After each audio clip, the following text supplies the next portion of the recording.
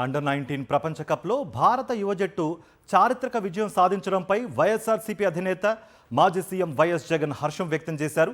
అద్భుతమైన ఆటతీరుతో దేశమంతా గర్వపడేలా విజయం సాధించారని కొనియాడారు.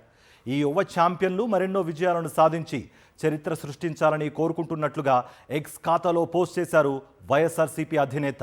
అండర్-19 ప్రపంచ కప్లో భారత యువ జట్టు చారిత్రక విజయం సాధించడంపై వైఎస్ఆర్సీపీ అధినేత మాజీ సీఎం వైఎస్ జగన్ హర్షం వ్యక్తం చేశారు.